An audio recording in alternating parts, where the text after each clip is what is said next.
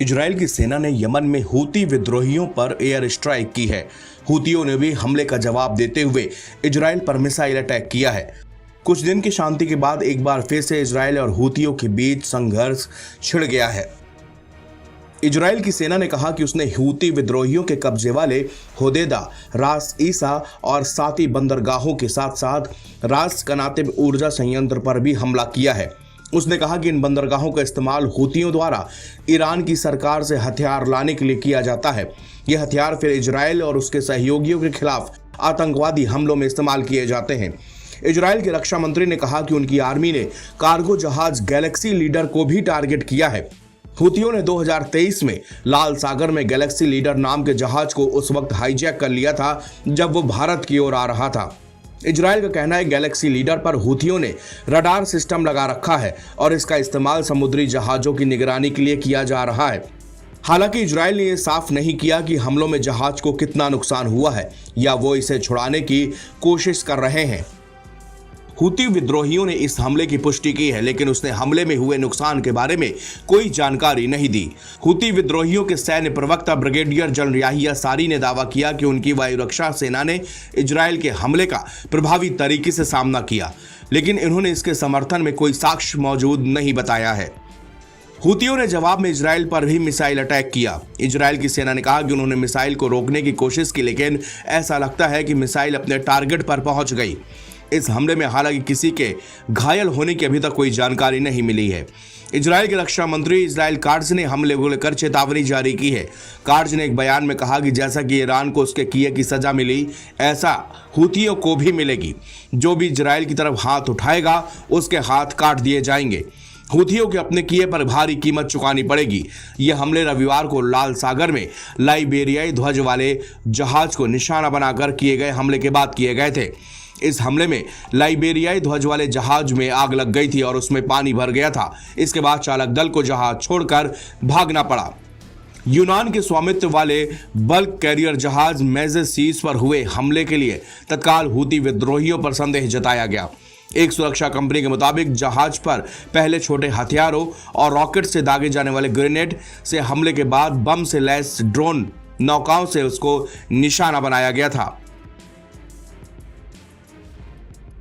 अक्टूबर 2023 में गाजा में इजराइल के हमलों के खिलाफ हूतियों ने लाल सागर में हमले शुरू किए थे।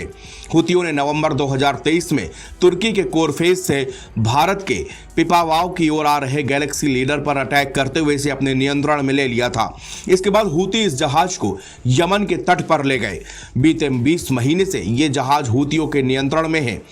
बहामास के झंडे वाले कार्गो जहाज गैलेक्सी लीडर सीधे इजरायलियों के स्वामित्व या संचालन में नहीं था। ये इजरायली नागरिक रामी उंगर की हिस्सेदारी वाली ब्रिटिश कंपनी से एक जापानी कंपनी को पट्टे पर दिया गया था। ये जहाज यूके पंजीकृत कंपनी रेकार कैरियर्स के स्वामित्व में था। इस कंपनी में इजरायली नागरिकों की हिस्सेदारी के चलते इसे निशाना बनाया गया है। गैलेक्सी लीडर पर जिस दिन हमला किया गया वो तुर्की के बंदरगाह से निकलकर भारत की ओर चला था। जहाज पर यूक्रेनियन, बुल्गारियन, फिलिपिनो, मैक्सिकन सहित विभिन्न राष्ट्रीयताओं के 25 चालक दल और सदस्य सवार थे। हालांकि इस जहाज पर कोई भी इजरायली नहीं था, लेकिन हूतियों ने सभी क्रू सदस्यों को बंधक बना लिया था। हूतियों ने जहाज को अगवा करने के करीब 14 महीने बाद इसी साल जनवरी में चालक दल को रिहा किया था।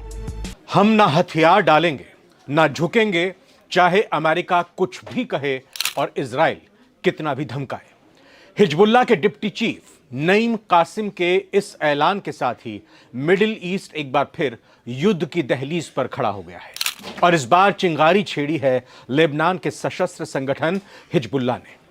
तो जहां एक तरफ इजराइल हमास जंग में सीज फायर की बात चल रही है, ईरान इजराइल में सीज फायर के बाद अमेरिका ईरान को पुचकार कर, दुलार कर परमाणु कार्यक्रम की बातचीत को लेकर मेज पर लाने की कोशिश कर रहा है, वहीं इजराइल के प्रधानमंत्री बेंजामिन नेतन्याहू भी अमेरिका के राष्ट्रपति डोनाल्ड ट्रंप से मिलने वॉशिंगटन जा रहे हैं। लेकिन इस बीच इजराइल के हूतियों के ठिकानों पर धावा बोल दिया और मुंह तोड़ जवाब देते हुए हूतियों ने भी इजराइल पर मिसाइलों की बरसात कर दी। मिडिल ईस्ट में चल क्या रहा है? शांति की बात करते करते माहौल भड़क क्यों रहा है? क्यों इजराइल ईरान के बाद यमन में हूती और लेबनान में हिजबुल्लाह पर हमले कर रहा है? और इस बीच हिजबुल्लाह के डिप्टी चीफ नईम कासिम का ऐलान कि मरेंगे लेकिन हथियार नहीं छोड़ेंगे।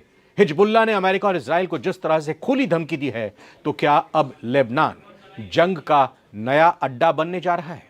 आज सारी दुनिया में बात मिडिल ईस्ट के ताजा हालातों की। नमस्कार, नवभारत टाइम्स में स्वागत है आप सभी का। मैं रविंद्र सिंह आपके साथ। अमेरिकी दबाव, इजराइल की धमकियां और अंतर्राष्ट्रीय समझौते की कोशिशों को धता बताते हुए हिजबुल्लाह के डिप्टी चीफ नईम कासिम ने ऐसा ऐलान कर दिया है जिससे पूरे पश्चिम एशिया में हलचल मच गई है। कासिम की यलगार के बाद लेबनान की राजधानी बेरूत की सड़कों पर हिजबुल्लाह समर्थकों का जोश और कस्मों की गूंज बता रही थी कि लड़ाई सिर्फ एक संगठन की नहीं, एक विचारधारा की है। आशूरा के मौके पर हजारों समर्थकों की भीड़ को संबोधित करते हुए कासिम ने सीधा संदेश दिया, हमारे पास मिसाइलें हैं क्योंकि हमारे दुश्मन के पास बारूद है। हम हथियार छोड़ें, यह उनका सपना है जो हम कभी पूरा नहीं होने देंगे। पहले इजराइल से जंग बंद कराओ, तब बात करें।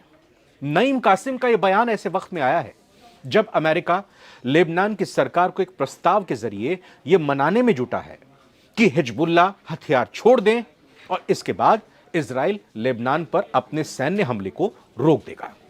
लेकिन कासिम का कहना है कि प्रस्ताव जबरन आत्मसमर्पण के सिवा और कुछ नहीं है। हम सरेंडर क्यों करें?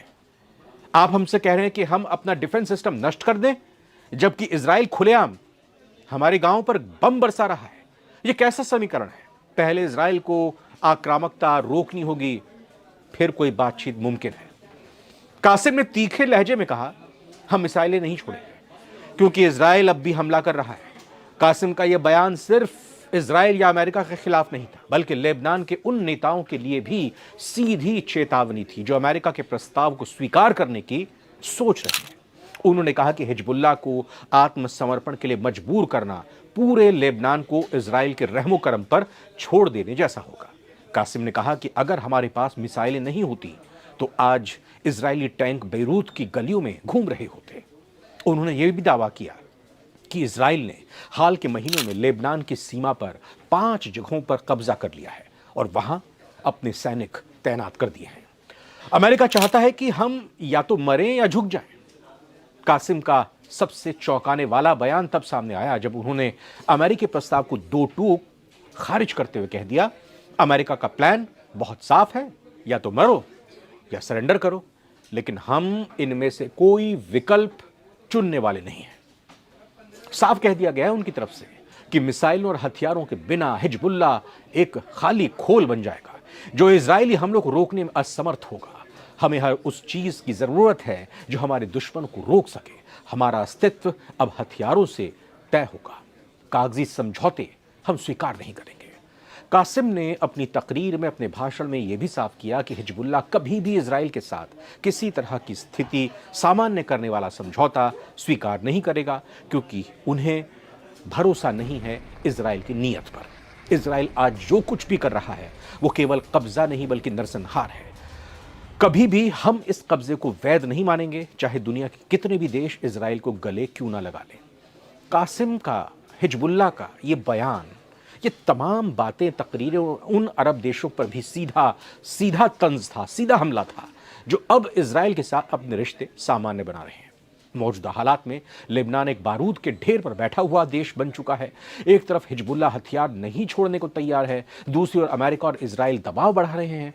इस बीच अगर कोई सामंजस्य नहीं बन पाया तो यह संघर्ष किसी भी दिन एक व्यापक युद्ध में तब्दील हो सकता है।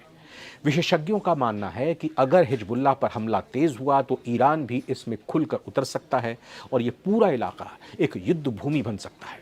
यहाँ गौर करने वाली बात यह भी है कि इस पूरे घटनाक्रम पर संयुक्त राष्ट्र, यूरोपीय संघ जैसी तमाम अंतर्राष्ट्रीय संस्थाएं चुप्पी साधे हैं, मौन साधे हुए हैं। अमेरिका प्रस्ताव लेकर आया है, लेकिन उसने इजराइल से हमले रोकने के लिए कोई गारंटी नहीं दी। हिजबुल्लाह ने अब यह साफ कर दिया है कि वो बिना ठोस सुरक्षित गारंटी के कोई भी समझौता स्वीकार नहीं करेगा। तो अब आगे क्या होगा?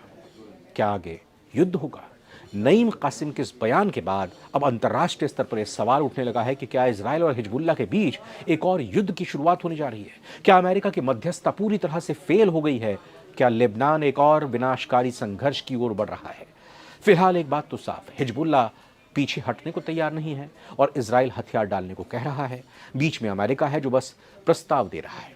लेकिन इतिहास गवाह है, जब मिसाइलें बोलती हैं तो प्रस्ताव के चीथड़े हो जाते हैं। तो क्या इस बार ऐसा ही होगा? कुल मिलाकर अगर देखा जाए तो मध्य पूर्व में तनाव के शोले एक बार फिर से भड़क गए हैं। इजराइल ने सोमवार सुबह सुबह यमन के हूती विद्रोहियों के कब्जे वाले बंदरगाहों और ठिकानों पर हवाई हमला कर दिया। फिर इसके जवाब में हूतियों ने इजराइल पर मिसाइल दाग दी। यह सब तब शुरू हुआ जब रविवार को लाइबेरिया के झंडों वाला एक जहाज लाल सागर में हमले का शिकार हुआ। इसके बाद आग लगने से चालक दल को जहाज छोड़ना पड़ा और इस हमले का शक हूतियों पर है। हूतियों ने इस हमले की जिम्मेदारी तुरंत नहीं ली, लेकिन उनकी मीडिया ने इसका जिक्र किया। हूती ये हमले क्यों कर रहे हैं? हूती विद्रोहियों का कहना है कि इजराइल हमास जंग के विरोध में लाल सागर में, रेड सी में जहाजों पर हमले कर रहे हैं। उनकी अल मसीरा न्यूज चैनल ने हमले का जिक्र किया, लेकिन कोई टिप्पणी इस पर नहीं की। नवंबर 2023 से जनवरी 2025 तक हूतियों ने 100 से ज्यादा व्यापारिक जहाज़ों, कॉमर्शियल पानी के जहाज़ों पर मिसाइल और ड्रोन हमले किया। ब्रिटेन के, अमेरिका के, इजराइल के जहाज़ों पर हमले किए। इन हमलों में 2 जहाज़ डूब गए और 4 नाविक मारे भी गए। इन हमलों से लाल सागर में $1 ट्रिलियन के व्यापार पर असर पड़ा। मार्च में अमेरिकी हमलों के बाद हूतियों ने कुछ समय के लिए हमले रोक दिए थे, लेकिन अब फिर से वो सक्रिय हो गए। यमन की निर्वासित सरकार के सूचना मंत्री मुअम्मर अल एरियानी ने कहा है कि हूती ईरान के इशारे पर काम कर रहे हैं और क्षेत्रीय स्थिरता को नुकसान पहुंचा रहे हैं। यह हमला मध्य पूर्व में उस वक्त हुआ जब इजराइल हमास जंग में सीज फायर की बात चल रही है और ईरान अपनी परमाणु वार्ता पर विचार कर रहा है। इजरायली प्रधानमंत्री बेंजामिन नेतन्याहू भी अमेरिका के राष्ट्रपति डोनाल्ड ट्रंप से मिलने वॉशिंगटन जा रहे हैं। तो इस तरह की जो पूरी चर्निंग हो रही है राजनीति में, ये किस ओर जाने वाली है? ईरान का एक मसला अलग है, सीज फायर भले ही हो। इजराइल और हमास, इजराइल और उधर बात अगर करें कि हमास की जंग गजा में चल रही है, इधर दूसरी तरफ मोर्चे पर हूती विद्रोही भी आ चुके हैं। हिजबुल्लाह ने तो ऐलान कर दिया, मर जाएंगे, हथियार नहीं डालेंगे। तो क्या मिडिल ईस्ट में शांति आएगी?